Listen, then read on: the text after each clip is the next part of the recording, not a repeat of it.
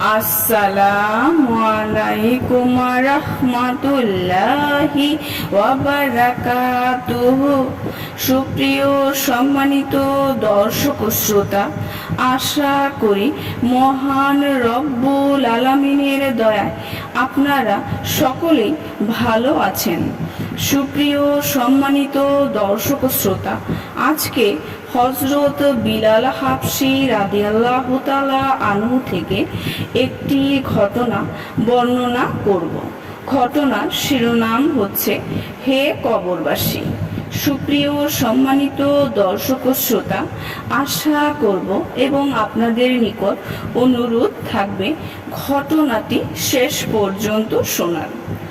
হযরত বিলাল রাদিয়াল্লাহু তাআলা আনহু বলেন, ওই রাতে যখন ঘন অন্ধকার হয়ে গেল তখন নবীজি সাল্লাল্লাহু আলাইহি ওয়াসাল্লাম জান্নাতুল বাকিউল গারকাত গোরস্থানে যাওয়ার ইচ্ছা করলেন।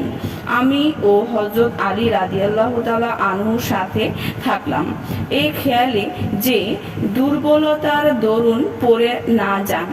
কিন্তু আমরা দেখতে পেলাম তার কদম অত্যন্ত দৃঢ়তার সঙ্গে পড়ছে।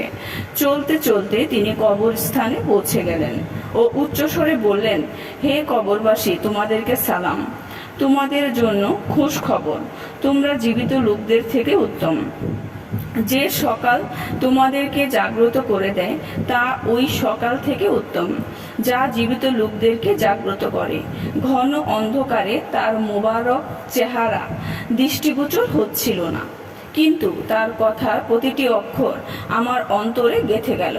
সুপ্রিয় সম্মানিত দর্শক ও শ্রোতা, আজকের ঘটনাটি এই পর্যন্তই।